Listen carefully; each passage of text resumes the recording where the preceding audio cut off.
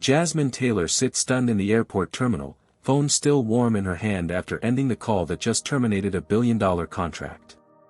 The flight attendant who humiliated her stands frozen at the gate, badge name, Keller, suddenly the most expensive name tag in aviation history. Before we dive into this incredible story of justice served, let me know where you're watching from in the comments.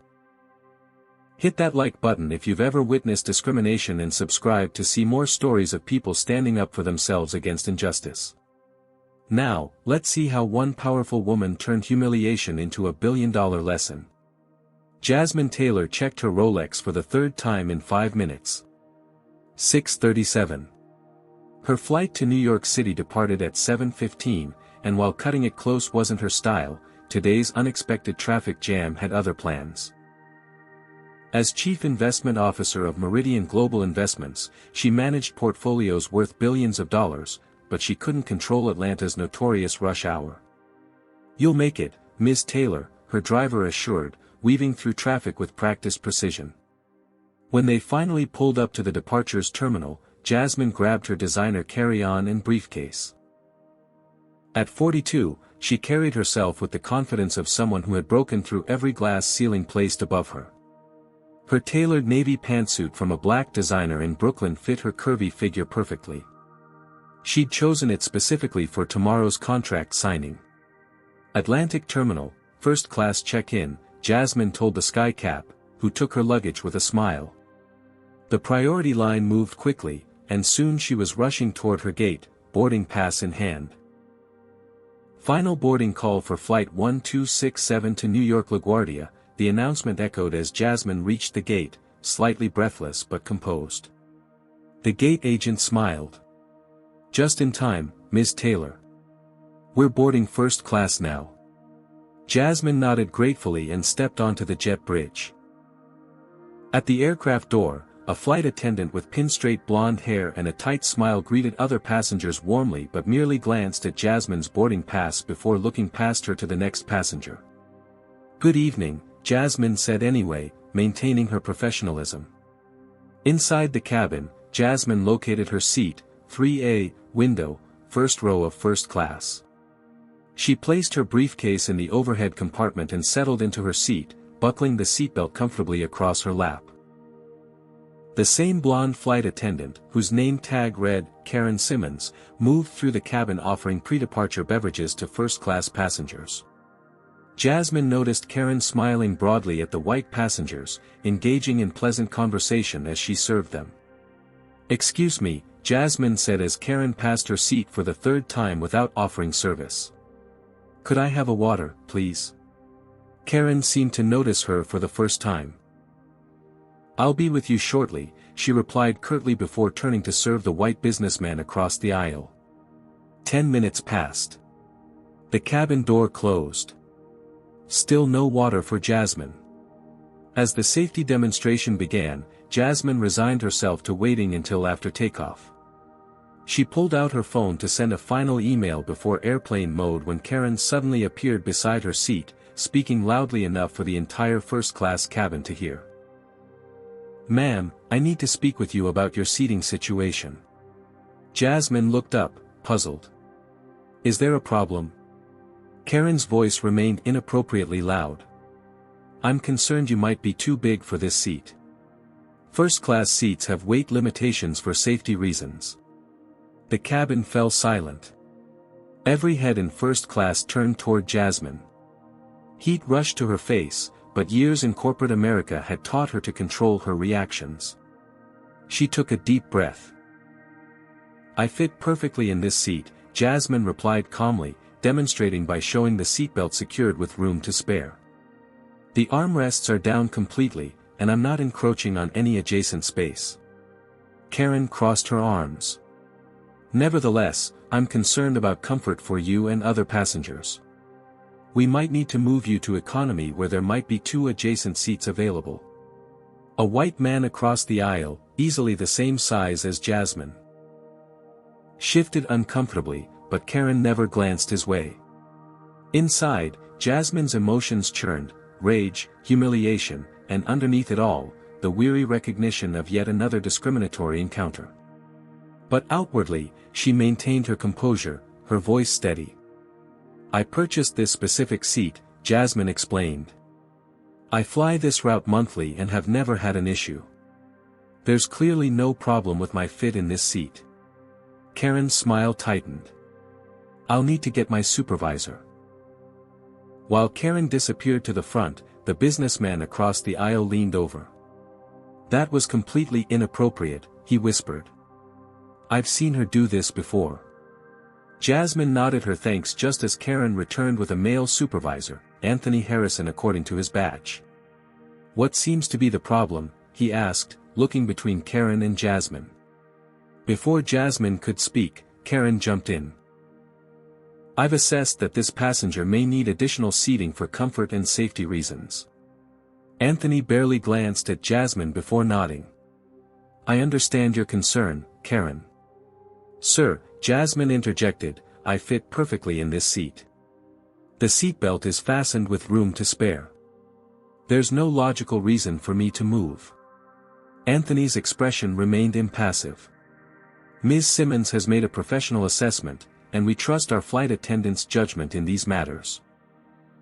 We can offer you a seat in economy or rebook you on the next flight." The injustice of the situation was staggering. Jasmine knew exactly what was happening, she'd experienced versions of this throughout her career. This wasn't about her size. It was about her skin. "May I speak with the captain, please?" Jasmine requested. "The captain is preparing for departure and cannot be disturbed," Anthony replied automatically. "You need to make a decision now, ma'am. Move to economy or deplane." A few passengers shifted uncomfortably. One woman had her phone slightly tilted, possibly recording. Jasmine made a mental note of her seat number. With all eyes on her, Jasmine made her decision. She would not accept this humiliation, nor would she move to a seat she hadn't paid for. "I'll deplane," she said with dignity. "And I'll need both your employee IDs documented for my complaint." Anthony seemed relieved. "That won't be necessary. We can help you rebook." "I insist," Jasmine replied firmly. As she gathered her belongings, Jasmine noticed Karen smirking slightly.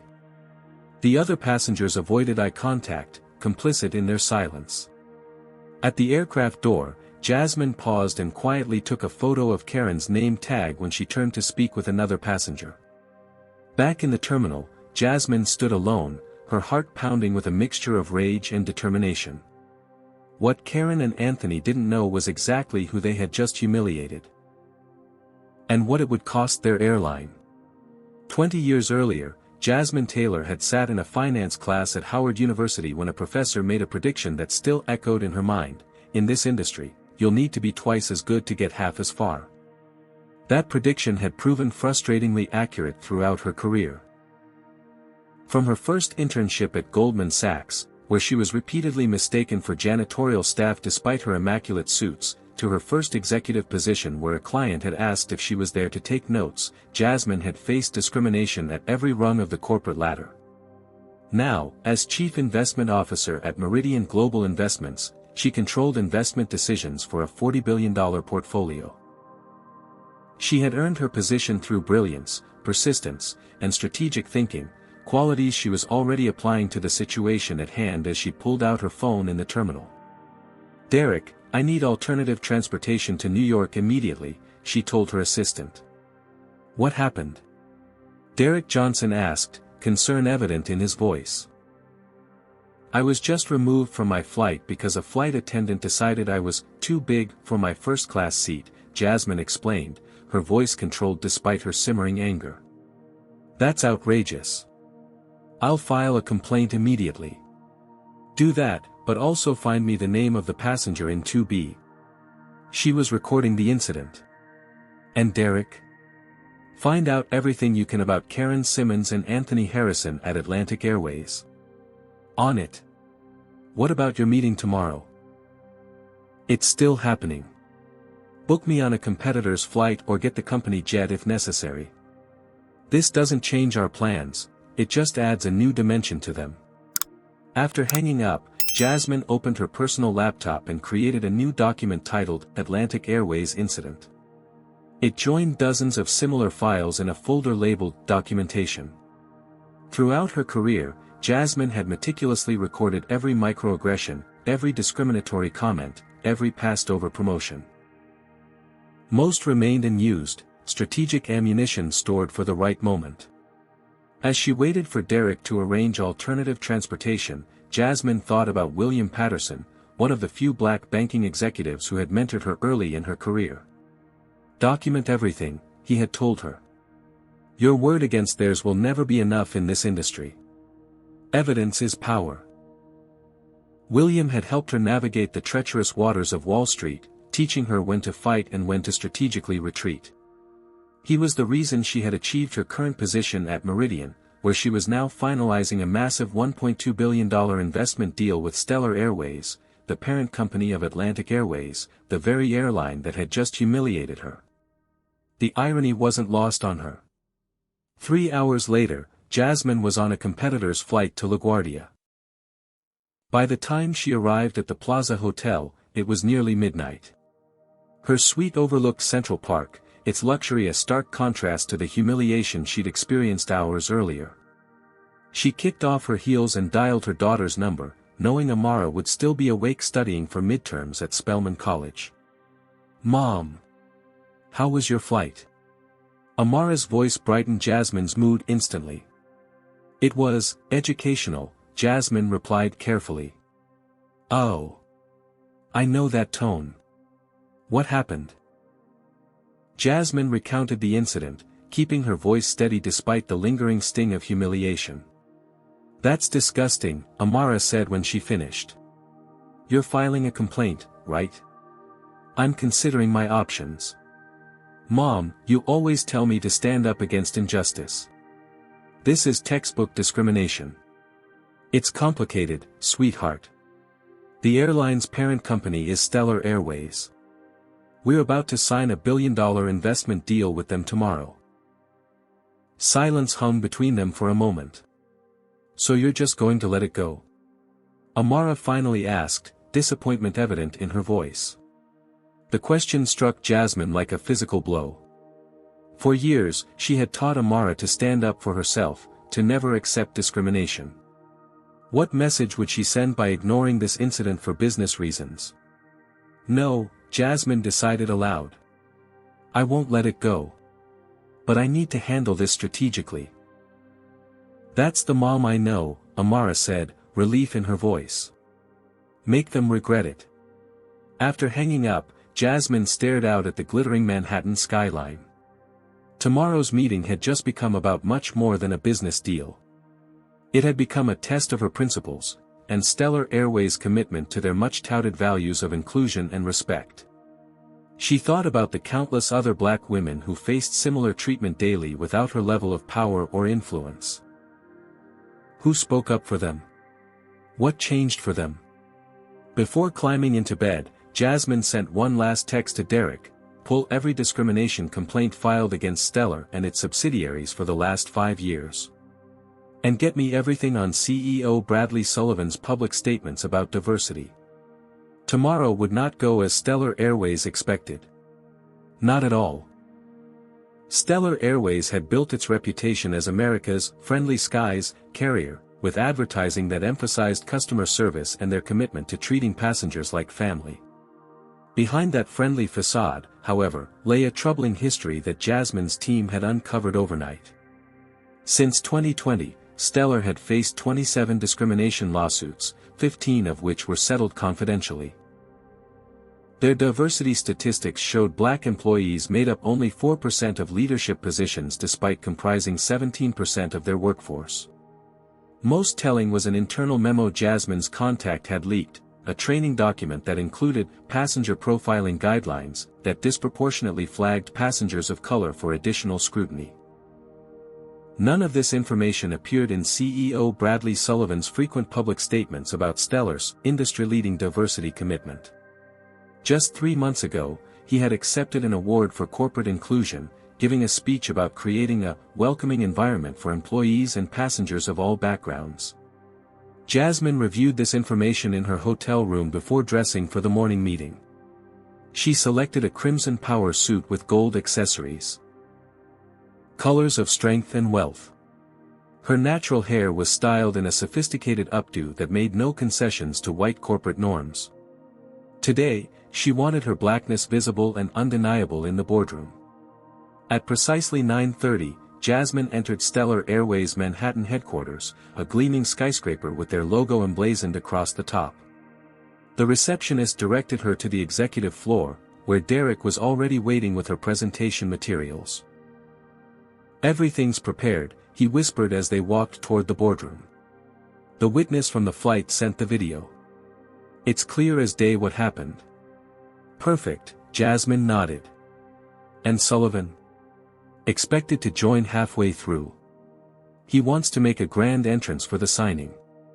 The boardroom doors opened to reveal a long table surrounded by stellar executives, mostly white men in near-identical suits, with two white women positioned strategically for visual diversity.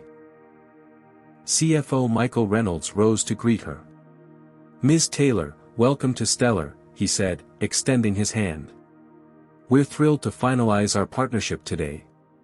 Jasmine shook his hand firmly, her smile practiced and professional. "I'm looking forward to our discussion." Reynolds gestured to an empty chair. "We've prepared a presentation on how we plan to utilize Meridian's investment.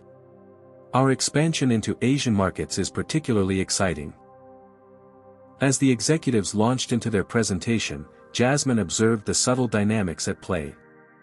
Though she was the one bringing a billion-dollar investment to the table, Reynolds consistently directed his comments to Derek, despite Derek's clear deference to her. When Jasmine asked pointed questions about projected returns, Reynolds responded with simplified explanations as though she might struggle with financial concepts. Despite her position as chief investment officer at one of the country's largest investment firms.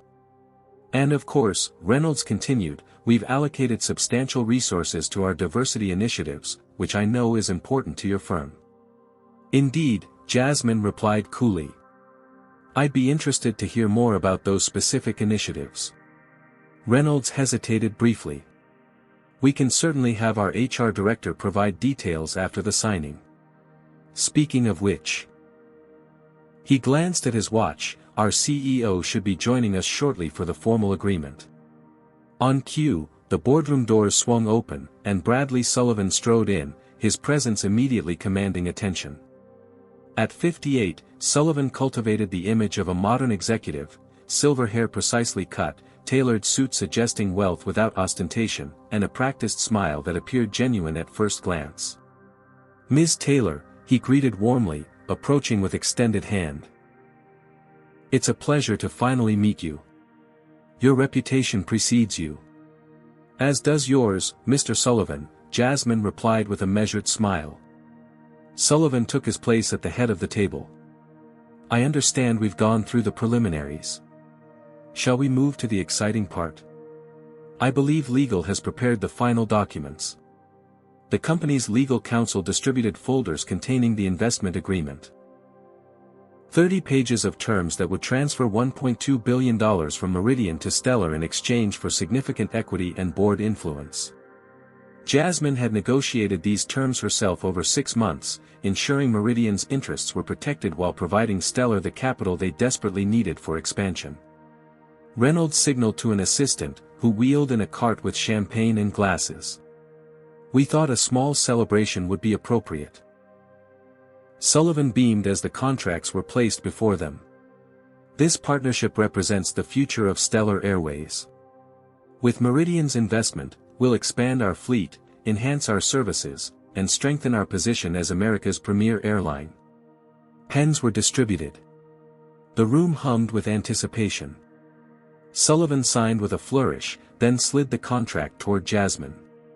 She picked up the pen, studied it for a moment, then placed it beside the unsigned contract.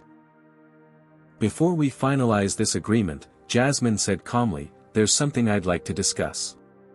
The room tensed. Sullivan's smile remained fixed, but his eyes narrowed slightly. "Yesterday, I attempted to fly to New York on Atlantic Airways, a Stellar subsidiary, for this meeting. Sullivan nodded encouragingly, still unaware of the coming storm. I had a rather troubling experience, Jasmine continued. One of your flight attendants publicly humiliated me, claiming I was too big for my first-class seat, despite the fact that I fit comfortably with the seatbelt fastened and armrests down. Sullivan's smile faltered. I'm very sorry to hear that. Customer service is our priority, and I assure you we'll look into this isolated incident. It wasn't isolated, Jasmine replied, her voice still measured. Your flight attendant, Karen Simmons, has a documented history of similar behavior, specifically targeting passengers of color. When I requested to speak with her supervisor, Anthony Harrison, he supported her discriminatory treatment without even assessing the situation. The temperature in the room seemed to drop. Reynolds shifted uncomfortably while Sullivan's professional mask slipped further. Ms. Taylor, I apologize for any misunderstanding that may have occurred. Perhaps after we conclude our business here, we can address this customer service issue more thoroughly. This wasn't a misunderstanding, Mr. Sullivan. It was discrimination. And it reflects a pattern at your airline that directly contradicts the values you publicly espouse. Sullivan glanced at the unsigned contract, then back at Jasmine. His voice lowered to a more intimate, placating tone. I understand you're upset, and rightfully so. I promise you this will be addressed at the highest levels. But perhaps we can separate this unfortunate incident from our broader business relationship? Jasmine opened her briefcase and removed a tablet. I believe seeing the incident might provide helpful context. She tapped the screen, and a video began to play, the recording taken by the passenger in seat 2B, showing Karen's loud announcement about Jasmine's size and the subsequent humiliation. As the video ended, silence engulfed the room. Sullivan's face had paled considerably. This is certainly concerning, he finally managed. But I can assure you this doesn't represent Stellar's values or policies. Doesn't it? Jasmine asked, sliding a folder across the table. Because my team found 27 discrimination lawsuits against Stellar in the past 5 years, your diversity statistics show systemic underrepresentation, and this internal training document explicitly encourages profiling passengers based on criteria that disproportionately target people of color. The champagne sat untouched, the celebration forgotten. Stellar's executives exchanged nervous glances as their CEO's complexion shifted from pale to flushed. The billion-dollar deal, once minutes from completion, now hung by a thread. Bradley Sullivan's professional demeanor cracked as he processed the documents before him. His fingers tapped an anxious rhythm on the mahogany table while his chief legal officer whispered urgently in his ear. Ms. Taylor, Sullivan finally said, straightening his posture, I want to express my sincere apologies for your experience. This was clearly a miscommunication that spiraled inappropriately. Miscommunication? Jasmine repeated, her voice calm but cutting. The video shows a deliberate act of discrimination. Your employee loudly announced I was too big for a seat I fit in perfectly, while ignoring other passengers of the same size. That's not miscommunication. That's bias. Sullivan spread his hands in a placating gesture. I understand how it appears. But without knowing Karen's intent, her intent is irrelevant, Jasmine interrupted. The impact was discriminatory, humiliating, and illegal. Michael Reynolds leaned forward, his expression a careful mask of concern. Ms. Taylor, we value you as a partner and take this matter seriously. Perhaps we could offer compensation, complimentary first-class travel for a year, priority status upgrades, and my personal apology as CFO?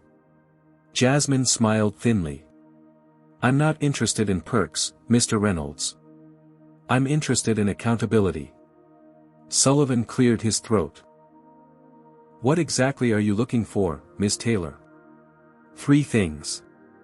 First, a formal investigation into discriminatory practices at Atlantic Airways and all Stellar subsidiaries. Second, comprehensive policy changes with measurable outcomes. Third, the immediate termination of both Karen Simmons and Anthony Harrison. The executives exchanged glances. Sullivan's jaw tightened. The first two requests are reasonable, he conceded. But termination without due process would be exactly what happens to employees without Karen and Anthony's protection, Jasmine finished for him.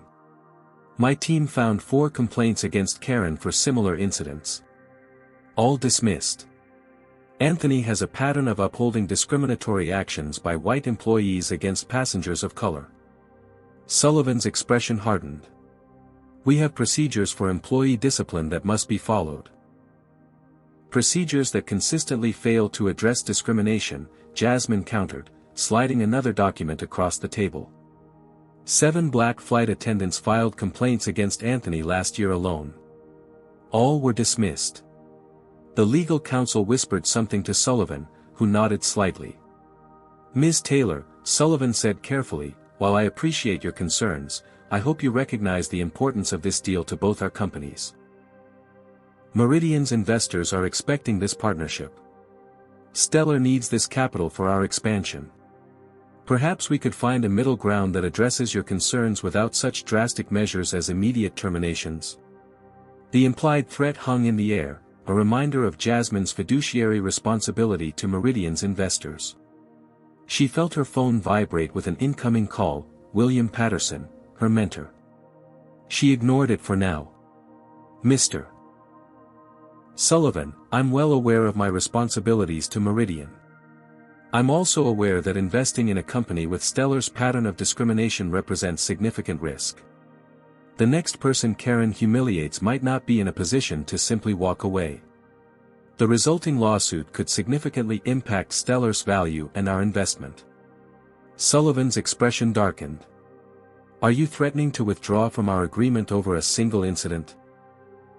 I'm evaluating whether Stellar Airways aligns with Meridian's values and risk tolerance based on substantial evidence of systemic issues, Jasmine corrected. And I'm giving you an opportunity to demonstrate meaningful commitment to change. The tension in the room was palpable. Jasmine gathered her documents calmly. I'll give you 24 hours to consider your response. I expect a detailed plan addressing all 3 of my requirements by this time tomorrow, or Meridian will pursue other investment opportunities. As she stood to leave, Sullivan's composure finally broke. You can't possibly throw away a billion-dollar deal over this. Jasmine paused at the door. Can't I? 24 hours, Mr. Sullivan. I suggest you use them wisely. Back in her hotel suite, Jasmine finally returned William's call. I heard what happened, he said without preamble. Both the flight incident and the meeting aftermath. News travels fast, Jasmine remarked. Sullivan called 3 board members at Meridian. They called me. Jasmine, you're playing with fire here. She sighed. I know the risks, William. Do you? This isn't just about one airline's discrimination. If you tank this deal, you're putting your entire career on the line. There are other ways to fight this battle. Like what? Taking free flights and pretending it never happened? How many other black women has Karen humiliated who couldn't fight back? William was silent for a moment. Just be careful. The system is designed to protect itself. After hanging up, Jasmine stared out at the Manhattan skyline, weighing her options. The practical choice was clear: accept Sullivan's non-committal apology, take whatever token compensation they offered, and sign the deal. It would be better for Meridian, better for her career, and the path of least resistance. But she thought of her daughter Amara, who had grown up watching her mother navigate white corporate spaces with careful dignity. What lesson would this teach her? That principles were negotiable when enough money was at stake. Jasmine opened her laptop and began typing an email to Meridian's board, explaining her decision to delay the signing and her reasons for doing so. They wouldn't be happy, but she needed them informed before Sullivan's version reached them. As she worked, a notification appeared, an email from a flight attendant at Atlantic Airways she didn't recognize, Karen Simmons incident. Jasmine opened it immediately. Ms. Taylor, it read. I witnessed what happened on your flight. Karen has done this before, many times. Most of us are afraid to speak up because Anthony protects her. I have documentation if you're willing to talk. Jasmine leaned back, a slight smile forming. The next 24 hours would be interesting indeed. What would you do if you were in Jasmine's position? Would you risk the billion-dollar deal to stand up against discrimination, or would you separate business from personal matters? Comment number 1 if you believe Jasmine should hold firm on her demands, or number 2 if you think she should compromise for the sake of the business deal. And if you appreciate seeing stories of powerful women standing up against injustice, hit that like button and subscribe for more content like this. Now, let's see what evidence Jasmine discovers as she builds her case. Jasmine's hotel suite transformed into an impromptu command center by midnight. On one wall, Derek had created a timeline of discrimination complaints against Stellar Airways. On another, profiles of key executives and their public statements about diversity contrasted sharply with their actions. Her laptop displayed a secure chat with the whistleblower flight attendant, Tanya Rodriguez, who had reached out with crucial information. Karen has targeted at least 12 passengers in the last year alone, Tanya wrote. Always women of color, always when flying first class. Do you have documentation? Jasmine asked. Incident reports, passenger complaints, everything. Anthony routinely marks them as resolved without investigation. Several flight attendants have complained about both of them, but HR protects them. Why would the company protect employees with this pattern? There was a pause before Tanya responded. You haven't connected the dots yet, have you? Karen Simmons is Bradley Sullivan's wife's cousin. Anthony was Karen's boyfriend in college. The nepotism runs deep. Jasmine sat back, the pieces clicking into place. The protection wasn't just systemic racism, it was personal connections. She thanked Tanya and promised confidentiality, then called Layla Washington, an investigative journalist friend at the New York Times. I need background on Sullivan's family connections at Stellar, Jasmine explained after recounting the situation. I've heard rumors about Sullivan's hiring practices, Layla replied. Give me until morning. And Jasmine? Be careful. Sullivan plays dirty when cornered. While waiting for Layla's information, Jasmine's team of analysts dug deeper into Stellar's history. They uncovered 63 buried complaints from passengers of color, all following similar patterns. Most troubling was an email chain between Sullivan and the HR director discussing how to minimize exposure from discrimination claims rather than addressing the underlying issues. By dawn, Jasmine had assembled a damning case. She was reviewing it when Derek burst in, tablet in hand. You need to see this, he said, pulling up a financial news site. The headline read, Stellar Airways stock drops 4% on rumors of delayed Meridian deal. That was fast, Jasmine remarked. It gets better, Derek continued, switching to a press release. Stellar's PR team issued this an hour ago. Stellar Airways reaffirms its commitment to diversity and inclusion following productive discussions with investment partners. Jasmine laughed without humor. Productive discussions? That's one way to describe it. Her phone rang, Jonathan Pierce, Meridian CEO. Jasmine, he began without preamble, I've got Sullivan blowing up my phone about some incident on a flight. What's happening with our deal? She explained the situation concisely, including the evidence of systemic discrimination she'd uncovered. I understand your personal frustration, Pierce said carefully, but this is a business decision. The board is expecting this deal to close. It's not just personal, Jasmine countered. Investing in a company with these practices represents significant legal and reputational risk. So negotiate better terms. Get them to implement new policies. But we need this deal closed this week. Jasmine took a deep breath. Jonathan, I won't sign until I'm confident Stellar is taking concrete action. That includes removing employees with clear patterns of discrimination. Silence stretched between them. Finally, Pierce spoke, his voice cold. You have until tomorrow's board meeting to resolve this. After that, I'll send someone else to sign the deal. The implied threat was clear. Either close the deal on Stellar's terms, or be replaced by someone who would. It was a classic corporate tactic to pressure employees into compliance. As she hung up, Layla called with her findings. Sullivan's family connections run deep at Stellar. His brother-in-law heads maintenance, his wife's college roommate runs HR, and yes, Karen Simmons is his wife's cousin. But here's the interesting part. Sullivan's contract is up for renewal next month, and there's board resistance due to Stellar's underperformance. This deal with Meridian is his lifeline. So he's desperate, Jasmine mused. Exactly. And there's more. I found 3 former employees willing to speak about the toxic culture if they have anonymity protection. The pieces were falling into place.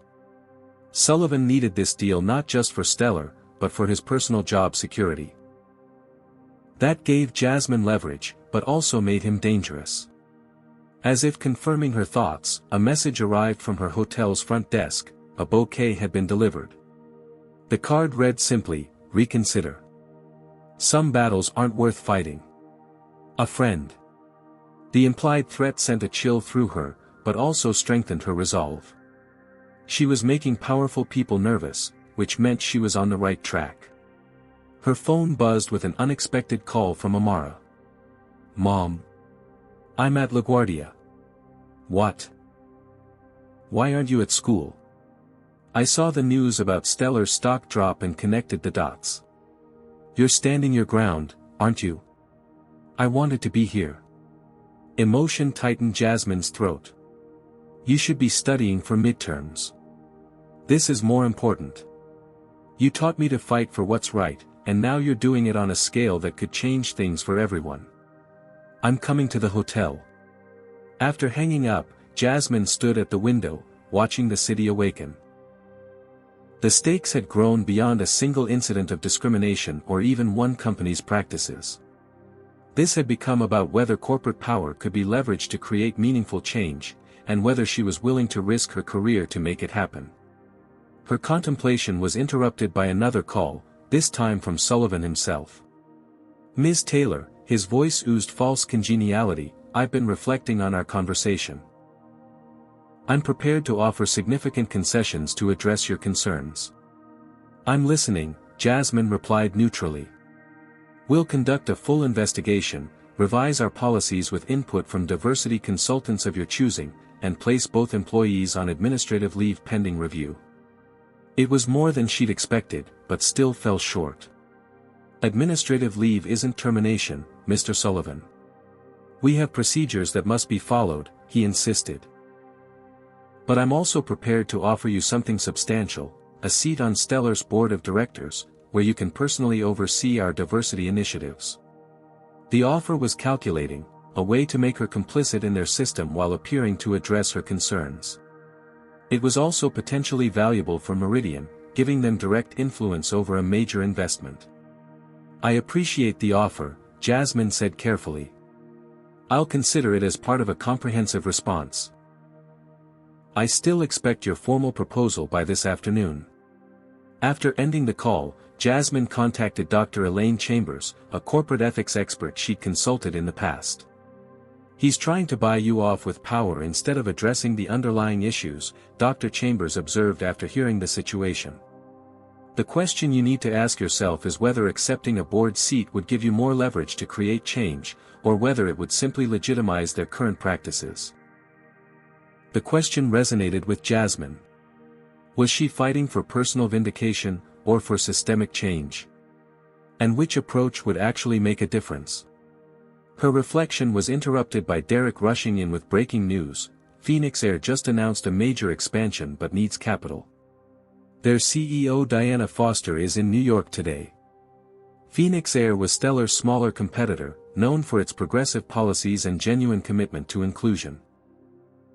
Their recent customer satisfaction scores had outpaced Stellar's, but they lacked the capital for major expansion. Jasmine made a split-second decision. "Get me a meeting with Foster. Today." As Derek made the call, Jasmine's mind raced with possibilities. If Phoenix had the infrastructure to absorb $1 billion investment, they might represent a better opportunity for Meridian, both financially and ethically. When Amara arrived an hour later, she found her mother surrounded by research on Phoenix Air. "You're considering an alternative investment?" Amara asked, quickly grasping the situation. "I'm exploring options," Jasmine replied. Sullivan offered concessions, including a board seat. Amara studied her mother's face. "But you don't trust him." "I don't," Jasmine admitted. "And I'm not sure a board seat would create real change." "What does your gut tell you?" Jasmine smiled at her daughter's perception. "That Sullivan will say anything to get this deal signed, but nothing will fundamentally change unless he has no choice." Amara nodded. "Then give him no choice." As Jasmine prepared for her meeting with Phoenix Air's CEO, a final piece of evidence arrived from Tanya, an internal email where Sullivan dismissed a discrimination complaint as another oversensitive passenger looking for free upgrades. The timestamp showed it was sent just hours after he had given a public speech about Stellar's commitment to inclusion. The contrast couldn't have been clearer. Sullivan's public persona and private actions existed in different universes. No board seat or policy review would change that fundamental dishonesty. With renewed determination, Jasmine headed to meet Diana Foster, wondering if Phoenix Air might offer not just an alternative investment, but a chance to reshape an entire industry. By morning, Stellar Airways stock had dropped 7%. Financial analysts speculated about the delayed Meridian deal, with some suggesting internal disagreements had emerged. Sullivan's phone call came just as Jasmine finished breakfast with Amara. "The board is concerned," he said without preamble, his earlier congeniality replaced with barely controlled tension. "We need to announce this deal today." "I haven't received your formal proposal addressing my concerns," Jasmine replied calmly. "It's being finalized now. But I need your assurance that you're proceeding in good faith. Your meeting with Phoenix Air has raised questions." Jasmine's eyebrows rose. Sullivan had her followed, or had informants at Phoenix. Either way, it confirmed her suspicions about his character. "I'm exploring all options for Meridian's investment, Mr. Sullivan. That's my fiduciary responsibility." "You're playing a dangerous game," he warned, voice lowering. "This deal means a lot to many people. Careers are at stake." "Including yours?" Jasmine asked pointedly. The silence confirmed her suspicion. "The proposal will be delivered by noon," Sullivan finally said. "I trust you'll make the right decision." After hanging up, Jasmine turned to find Amara watching her with concern. "Was that Sullivan?" He sounded threatening. "Just desperate," Jasmine assured her. "But it confirms we're on the right track." Her phone buzzed with a text from William Patterson, "Board meeting moved up. Tomorrow morning. Pierce is positioning against you." The pressure was mounting from all sides. Meridian's board was growing impatient, Sullivan was making veiled threats, and time was running short. But Jasmine's resolve only strengthened. This fight had become about more than one incident or even one company's practices. Jasmine thought about her grandmother, Beatrice Taylor, who had participated in lunch counter sit-ins during the civil rights movement. Beatrice had told young Jasmine, "Change never comes from comfort. It comes when good people make the comfortable uncomfortable." Now, decades later, Jasmine was making very powerful people very uncomfortable.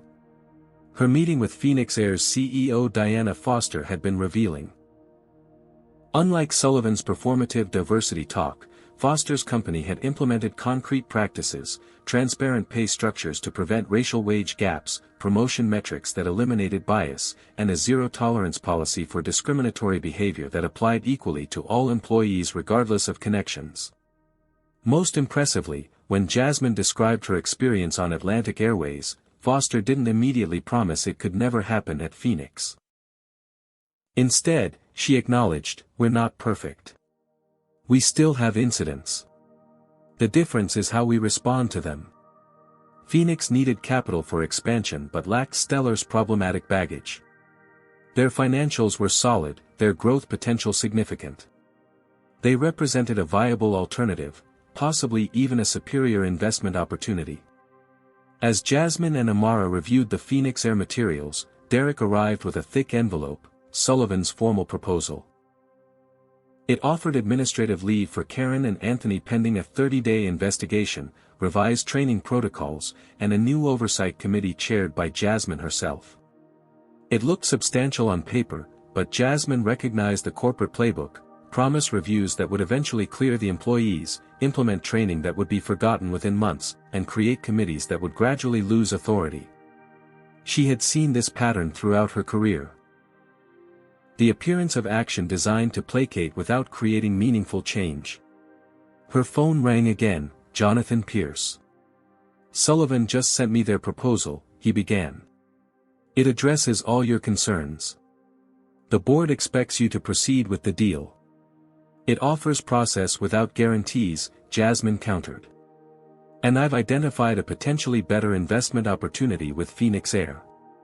Pierce's voice hardened. Phoenix is too small to absorb this level of investment effectively. The board approved the Stellar deal, not a fishing expedition for alternatives. My job is to make the best investment decisions for Meridian, not to rubber stamp predetermined deals.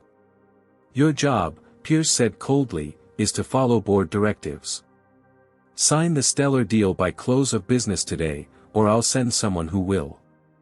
The line went dead. Amara, who had overheard the conversation, looked at her mother with concern. They can't just replace you, can they? They can try, Jasmine replied, more confidently than she felt. Her phone buzzed with an anonymous text, Sullivan leaking to press that you're emotionally unstable after flight incident. Preparing narrative about personal vendetta affecting business judgment. The smear campaign had begun, a classic tactic to discredit black women who challenged power. Paint them as angry, unstable, irrational. Jasmine had seen it happen to colleagues throughout her career. William Patterson called moments later. You've seen the leaks. Just got word, Jasmine confirmed. This is what I warned you about. The system protects itself, Jasmine. Sullivan has friends in finance. This could follow you beyond Meridian. What would you do, William? He sighed heavily. 20 years ago, I'd have told you to fight. Now. I've seen too many careers destroyed. Take the board seat, implement what changes you can, and live to fight another day. After hanging up, Jasmine sat in silence, weighing her options. The practical choice was clear: sign the deal, accept the compromise, protect her career. She could still do good work at Meridian, still help other black professionals navigate the system. You're considering giving in, Amara observed quietly. I'm considering reality, Jasmine corrected. Sometimes you have to compromise to maintain your position of influence. Amara's expression hardened in a way that reminded Jasmine of looking in the mirror. Grandma Beatrice didn't sit at that lunch counter because it was practical. She did it because it was right. The word struck Jasmine deeply. She had raised Amara to stand on principle, to challenge injustice wherever she found it. What example would she set by compromising now? Her decision crystallized. She would not sign a deal that allowed discrimination to continue unchecked, regardless of the personal cost. But she would be strategic about it. Derek, she called, arrange a meeting for tomorrow morning. I want Sullivan and his team, but also invite Phoenix Air's CEO. And get me direct contact with Meridian's major shareholders, bypass Pierce. What are you planning? Amara asked as Derek left to make arrangements. A choice, Jasmine replied. I'm going to give Stellar one last chance to make real changes, with Phoenix as a very visible alternative. And I'm going to make sure Meridian's shareholders understand exactly what's at stake. As she prepared her strategy, Sullivan called again. His voice had a dangerous edge. I understand you're still meeting with Phoenix despite our generous concessions. This is becoming personal, Ms. Taylor. It became personal when your employee publicly humiliated me based on my race, Jasmine replied evenly. But my decision will be purely professional. I hope so, Sullivan said, his tone ominous. Because questioning someone's professional judgment is a serious matter. Especially someone with emotional responses to routine customer service interactions. The threat was clear. Jasmine ended the call and turned to Amara and Derek. Sullivan's going to paint me as emotionally unstable, using the incident as evidence. We need to get ahead of this narrative. Derek nodded grimly. I'll contact our PR team. And I'll call my friends at the Black Student Union, Amara added. Social media support can counter corporate narratives. As they worked into the night preparing for the next day's confrontation, Jasmine received one final piece of evidence. A recording from Tanya of Karen admitting she regularly tried to remove certain passengers from first class because they didn't belong there. It was the smoking gun Jasmine needed. Tomorrow's meeting would determine not just the fate of a billion-dollar deal, but whether corporate America would be held accountable for the discrimination that occurred under its watch. The stakes couldn't be higher, for Stellar, for Meridian, and for Jasmine's own future. Phoenix Air's headquarters occupied a modest building compared to Stellar's gleaming skyscraper, but the energy inside was palpable. CEO Diana Foster had assembled her executive team with just 12 hours' notice, and they had worked through the night preparing for a potential partnership with Meridian. Our expansion plans were set for next year, Foster explained as she guided Jasmine through their operations center, but with your investment, we could accelerate immediately. We've already secured gate options at major hubs contingent on financing. Unlike Stellar's executive floor with its mahogany and marble, Phoenix's offices featured sustainable materials and open workspaces. Most striking was the diversity. From the C-suite to customer service representatives, the company visibly reflected the communities it served. What impressed me most about your proposal, Jasmine noted, is your training program for handling passenger conflicts. Foster nodded. We developed it after studying discrimination patterns across the industry. Every employee, including me, undergoes quarterly bias recognition training and situation simulations. When incidents occur, and they still do, we have clear accountability protocols that don't make exceptions for anyone. The contrast with Stellar couldn't be more stark. Where Sullivan offered committees and reviews, Foster showed systems already in place. Where Stellar protected employees with connections, Phoenix held everyone to the same standards. Back in her hotel suite, Jasmine's team analyzed Phoenix's financials throughout the afternoon. Though smaller than Stellar, their growth trajectory was impressive, their customer satisfaction metrics superior, and their corporate culture demonstrated the values Stellar only claimed to uphold. They could absolutely handle the investment, Derek concluded. Their infrastructure is ready for expansion, and their leadership is solid. The returns might even be better than Stellar long-term, added Amara, who had been applying her economics major to the analysis. They're more efficient and have lower employee turnover. Jasmine nodded, reviewing the presentation they had prepared for tomorrow's meeting. Everything was in place for a dramatic confrontation, except for one final piece. Her phone rang. It was Jonathan Pierce again. The board meeting is set for 9 a.m., he said without preamble. Sullivan will be there. I expect you to sign the deal as negotiated. I'll be presenting my recommendation based on comprehensive analysis, Jasmine replied carefully. Pierce's frustration was audible. This isn't about analysis anymore. The board wants this deal closed. The board wants the best investment for our shareholders. I'll demonstrate tomorrow why my approach serves that goal. After ending the call, Jasmine turned to find Amara watching her with concern. They're really pressuring you, her daughter observed. It's standard corporate tactics, Jasmine assured her. When logic fails, resort to authority. Her phone buzzed with a text from Sullivan, final offer, board seat, immediate policy review, and administrative leave for both employees. Plus personal apology from me at press conference. Deal must sign tomorrow. It was more than his previous offers. A sign of growing desperation. But it still avoided the fundamental issue, accountability. Jasmine replied simply, "I'll present my decision tomorrow." As evening approached, Jasmine's coalition grew. 5 other black executives in finance had joined a confidential call, offering support and strategic advice. Layla's article on airline discrimination practices was ready to publish pending Jasmine's go-ahead.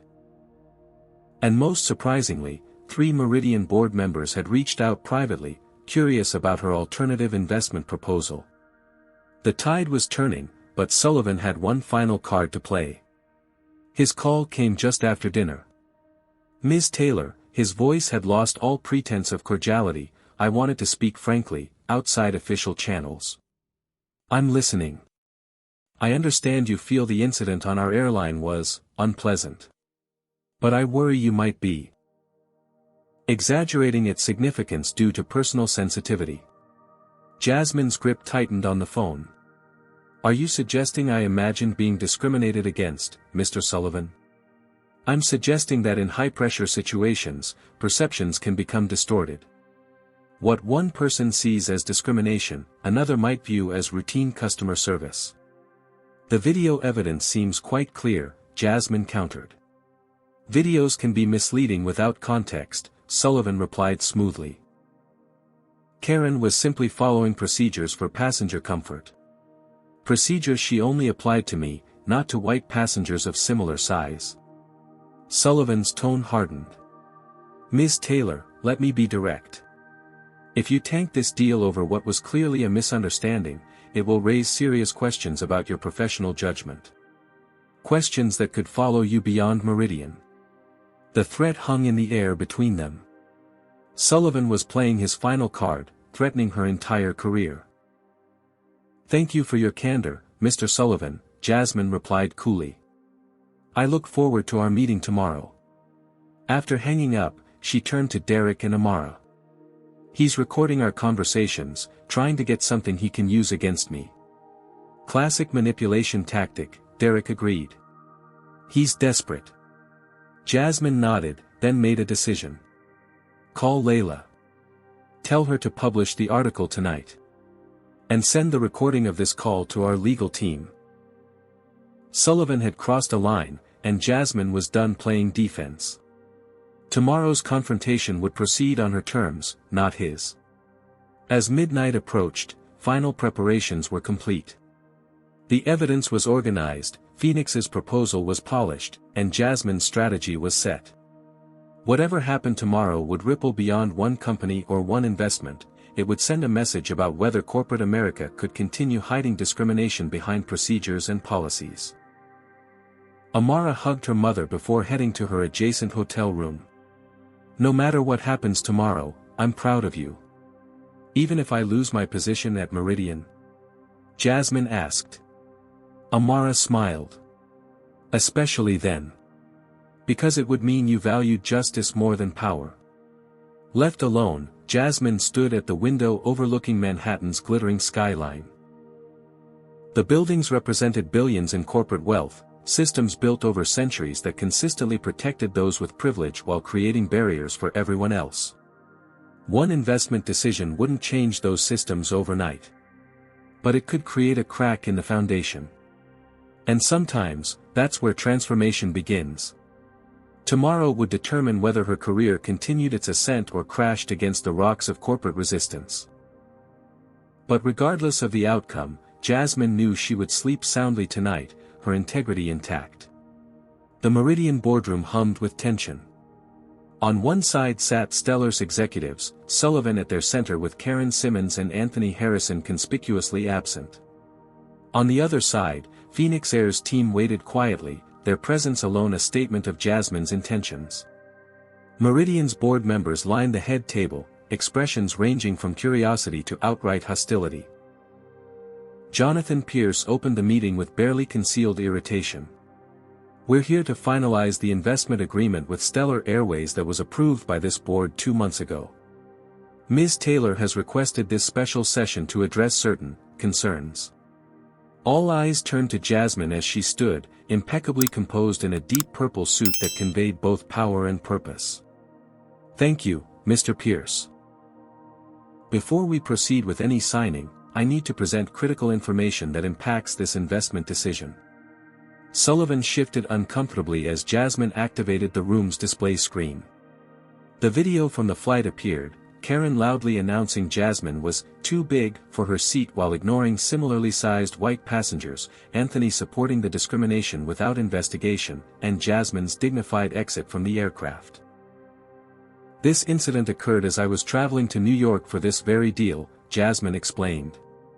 While personally humiliating, it would be merely anecdotal if it were isolated. My subsequent investigation revealed it is not. She advanced to the next slide, a statistical breakdown of discrimination complaints against Stellar and its subsidiaries, categorized by passenger demographics. Passengers of color are 3 times more likely to be removed from Stellar flights than white passengers. Women of color in first class face questioning about their seating 6 times more frequently than any other demographic. Sullivan interrupted, these statistics lack context. The context, Jasmine continued firmly, is provided by Stellar's own internal communications. The next slide displayed emails between Sullivan and HR discussing how to manage discrimination complaints without addressing underlying issues. The boardroom fell silent as executives and board members absorbed the evidence. When I raised these concerns, Stellar offered superficial solutions, committees, reviews, and administrative leave for the employees involved. They also attempted to buy my silence with perks and a board seat. Sullivan's face flushed with anger, but before he could respond, Jasmine introduced a surprise guest. Tanya Rodriguez, the whistleblower flight attendant, appearing via secure video link with her face obscured. Ms. Rodriguez has worked for Atlantic Airways for 7 years, Jasmine explained. She has documented 26 incidents involving Karen Simmons specifically targeting passengers of color. Tanya spoke clearly despite her nervousness. Karen openly discussed removing passengers who didn't look like they belonged in first class. When employees reported her, Anthony dismissed our concerns. When passengers complained, their issues were buried. Sullivan stood abruptly. This is outrageous. We haven't had the opportunity to verify these claims or cross-examine this anonymous accuser. Actually, Jasmine replied calmly, you've had these complaints for years and chosen to ignore them. What's different today is that you can no longer hide them. She motioned toward the door where Karen Simmons herself entered, escorted by Derek. Karen's usual confidence had evaporated, replaced by visible anxiety. Ms. Simmons agreed to speak with us today after learning about the evidence we've gathered, Jasmine explained. Karen took a seat at the conference table, avoiding Sullivan's furious gaze. Ms. Simmons, Jasmine began gently, could you explain your approach to passenger seating assessments?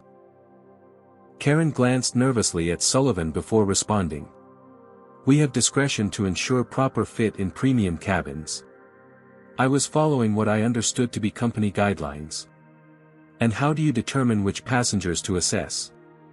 Karen hesitated. It's subjective. Based on visual estimation.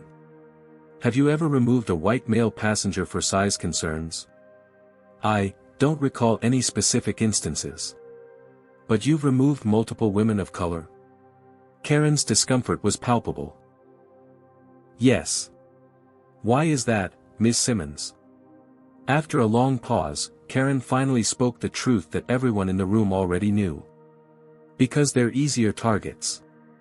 Passengers are less likely to defend them. Management is less likely to question my decisions. The admission hung in the air like a thunderclap. Sullivan's face drained of color as he realized the damage being done in real time. Jasmine turned to Anthony Harrison, who had been brought in separately. Mr. Harrison, when flight attendants reported Ms. Simmons' discriminatory behavior, what actions did you take? Anthony straightened defensively. I reviewed the situations according to company protocol. Did that protocol include speaking with the targeted passengers? Not typically, no. Did it include reviewing security footage or witness statements? Our procedures focus on employee accounts. Is it true that Stellar has an unwritten policy to profile certain passengers? Anthony glanced at Sullivan, who gave an imperceptible shake of his head. But facing the mountain of evidence, Anthony chose self-preservation. Yes, he admitted quietly. We were encouraged to scrutinize passengers who might cause disruption or didn't match the premium brand image. The criteria were never explicitly stated, but the implication was clear. Sullivan erupted. This is absurd. These are disgruntled employees making unsubstantiated claims. Actually, Jasmine countered, displaying the next slide. We have Stellar's own training materials that reference passenger profile indicators that disproportionately target people of color. The evidence was overwhelming, the pattern undeniable. Meridian's board members exchanged concerned glances as the full scope of Stellar's liability became clear. Jasmine then shifted to her alternative proposal. Phoenix Air has demonstrated genuine commitment to inclusion, with transparent accountability systems and measurable outcomes. Their growth potential equals or exceeds Stellar's, without the significant legal and reputational risk. Diana Foster presented Phoenix's expansion plan, detailing how Meridian's investment would be utilized and the projected returns. The contrast between the two airlines became increasingly stark. One built on discrimination and denial, the other on equity and accountability. As the presentations concluded, Sullivan made a final desperate attempt. This is all very dramatic, but let's remember what's at stake. Stellar is an established industry leader. Phoenix is a relative newcomer. This investment decision should be based on business fundamentals, not social activism. Jasmine addressed the board directly. This is about business fundamentals. A company that systematically discriminates against customers represents massive financial and reputational risk. The next incident could trigger class action lawsuits, regulatory penalties, and brand damage that would significantly impact our investment. Pierce, sensing the shifting mood in the room, attempted damage control. Perhaps we should take time to review both proposals more thoroughly. I've provided complete analysis of both options, Jasmine replied. The choice is clear from both ethical and financial perspectives. The senior board member, Dr. Francis Johnson, spoke for the first time. I believe Ms. Taylor has presented compelling evidence that our planned investment in Stellar Airways carries previously undisclosed risks. I move that we authorize her to redirect the investment to Phoenix Air, contingent on final due diligence. The vote was not unanimous, but the majority sided with Jasmine. Sullivan watched in disbelief as the billion-dollar deal slipped away, his company's stock already plunging on news of the investigation. As the meeting concluded, Sullivan approached Jasmine, his voice low and threatening. You've made a powerful enemy today. Jasmine met his gaze steadily. No, Mr. Sullivan. I've exposed one. There's a difference. With the decision made, Jasmine signed the preliminary agreement with Phoenix Air. What had begun as a humiliating incident on a flight had culminated in a landmark decision that would reshape not just two companies, but potentially an entire industry's approach to discrimination. As she left the boardroom, Amara waited outside, her face anxious until she saw her mother's smile. It's done, Jasmine said simply. Amara hugged her tightly. You did it. You actually did it. We did it, Jasmine corrected, including Derek and their entire team in her gaze. And this is just the beginning. 1 year later, Jasmine Taylor stood at the podium in the grand ballroom of the Waldorf Astoria, hundreds of finance industry leaders watching attentively as she accepted the Financial Times Executive of the Year award. Her journey from that humiliating moment on an Atlantic Airways flight to this pinnacle of recognition had been extraordinary by any measure. Leadership isn't just about managing assets, she told the audience. It's about aligning power with principle.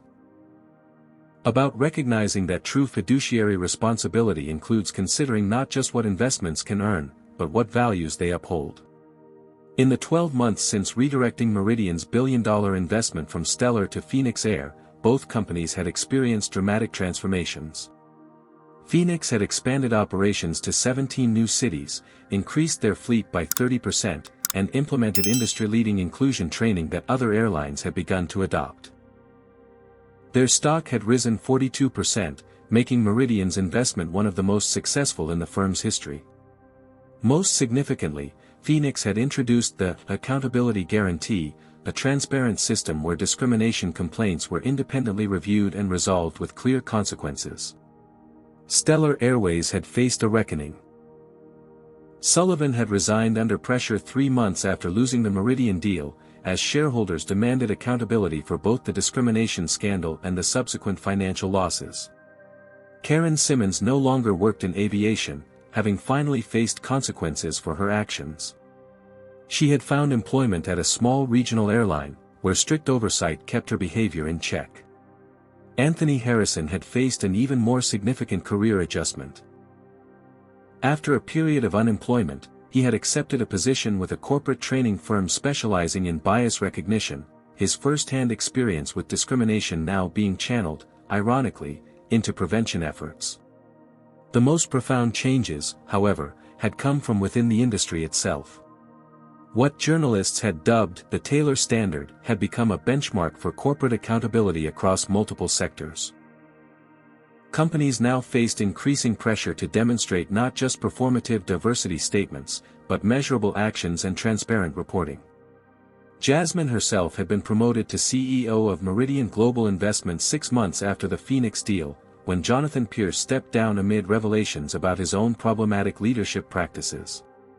Under her guidance, Meridian had established a scholarship for Black women in finance, creating pathways for the next generation of leaders.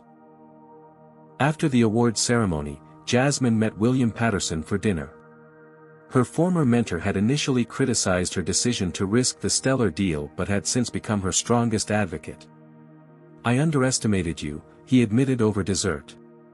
"I thought you were risking too much, but you calculated perfectly." Jasmine smiled. "Not perfectly.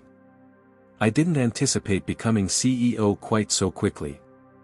The board saw what I should have seen immediately. That your principles actually made you a better fiduciary, not a compromised one." Later that week, Jasmine boarded a Phoenix Air flight to visit Amara, now in her final year at Spelman College. The diverse flight crew treated every passenger with identical respect, a visible manifestation of the changes she had helped create. As she settled into her seat, Jasmine reflected on the journey that had brought her here.